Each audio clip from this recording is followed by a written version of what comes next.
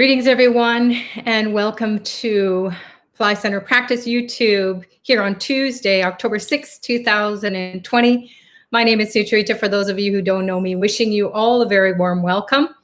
We are celebrating the goddess since October 1st, and we'll continue on until the 25th, all the way through Navratri, which is the 9 nights of the goddess, starting on October 17th. So we are going to get into a state of receptivity where we will honor the goddess, the Kundalini energy within us. We will honor 3 goddesses, fierce forms of the goddess that are coming into the earth plane during this time of the year when there's a lot of dark forces, a lot of ignorance, a lot of suffering and pain. So if you have been feeling a bit out of sorts, if not a lot out of sorts, it could be that the goddess is bringing all of that energy, those memories, the pain, the suffering, the sadness, the frustration, the anger, the hatred, all envy, jealousy, greed, anything that is no longer serving us. It's dragging us down. We can't seem to shake it. At this time of the year, it's a great time to allow the goddess to come in and burn it away, purify it away. That's the only way we will be able to be free. That's what moksha is. It's liberation from our karmas that are no longer serving our highest and best, and we're also not able to experience joy in our relationships or in our material and spiritual pursuits. We're not able to overcome obstacles or challenges, and we get despondent or even discouraged, and we will have setbacks, even more so during COVID, where we're in an isolated state. We're not connected to people as readily and easily as we have been. So this is a time where we can do something to break through that consciousness that will help to raise the Kundalini energy. So that fiery energy inside of us that burns at the level of the soul. And then when that energy comes up, we will be able to feel lighter. We will be able to perhaps see the light and be in a state of lightness of being.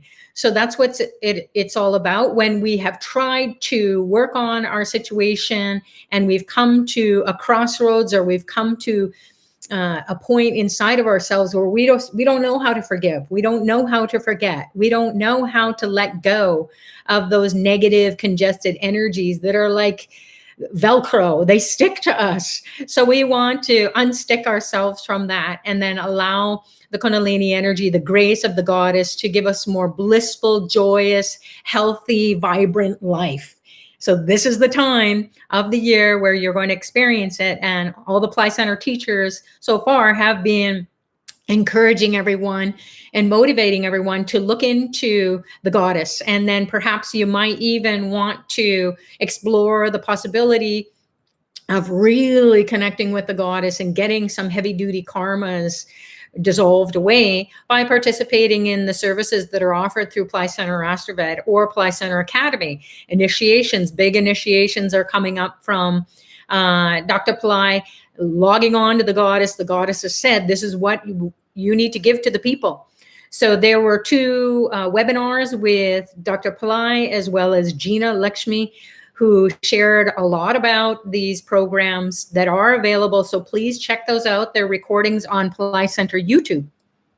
So you can go ahead and look at those, and then we will be sharing a little bit about it. So what we're going to do tonight is we are going to chant to the goddess, but not only chant to the goddess, we're going to meditate, and we are going to awaken the goddess energy that will be coming into some images of the goddess. So statues of the goddess that have been energized for probably, close to 25 years.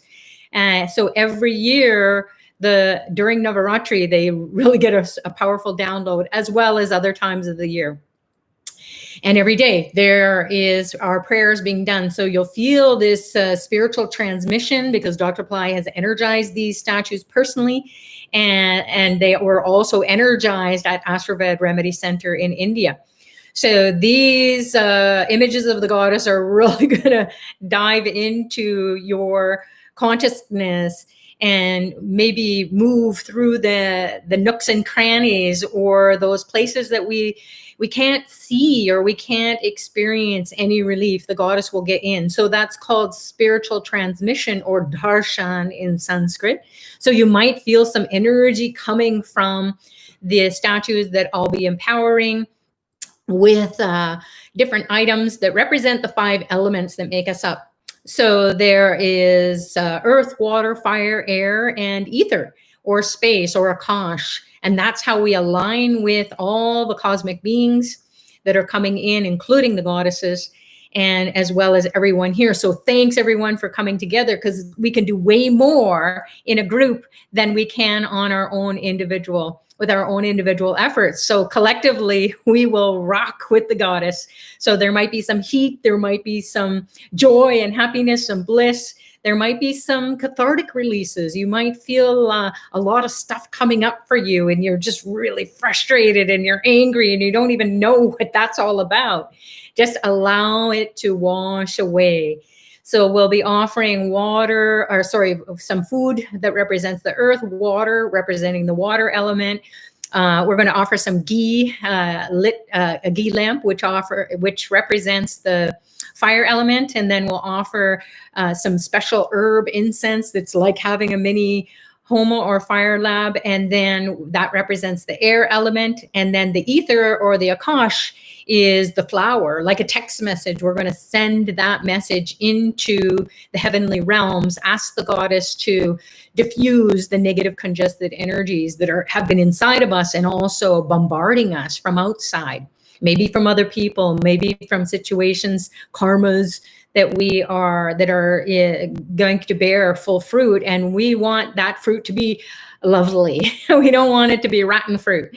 So if it is, it will get diffused away with this elementalization or puja offering. And then as we're doing the offering, we are going to be listening to Dr. Ply chanting to a music-based audio practice. And then you can sing along and dance along, or you can listen, or you can meditate. It really doesn't matter to the goddess. Just trust that whatever you're doing tonight during this ritual and this meditation and chanting process is going to be exactly what you need to do. Some people pass out and then they come to at the end and they say, whoa, the goddess just knocked me right out, but now I feel so much better. So we'd love to hear from you. If you want to stick around afterwards, share your experiences, and then we'll answer questions if you have. All right, so let's get into it now. My name is Sucharita. For those of you who don't know me, wishing you all a very warm welcome. All right, let's get into it. So we're going to be moving the camera over. So you'll see this beautiful setup here. We want to celebrate the goddess. So that's what we want to do, is get into a state of receptivity where the goddesses will come in. So we have Ganesha to the right or to the left, if you're looking from your view, of the goddess Durga. Here's the goddess Durga. She removes dukkha, suffering, any pain of the body, the mind, the emotions, the memories. She will diffuse it away. And you can see she has all these fabulous sacred weapons. And she doesn't have to do too much. She's smiling away.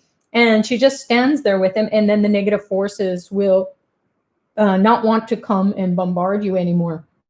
This is the goddess Lakshmi. This is Mahalakshmi. And then we have the image of the Shrimbrzi, the Lakshmi Shrimbrzi, that has been, Dr. Ply has received from the Naughty Leaves, the Naughty Leaf reading recently, maybe in the past couple of years, to make this image of the goddess. And you can see she has a 3-hooded snake over top, and that represents the Kundalini energy coming up and creating like a halo around, so that the negativity won't be impacting prosperity consciousness. So that's Shrimbrzi, the form of Lakshmi of 2020. And then we have the Shri Yantras here. One is a 2D, one is a 3D, and that's Lalita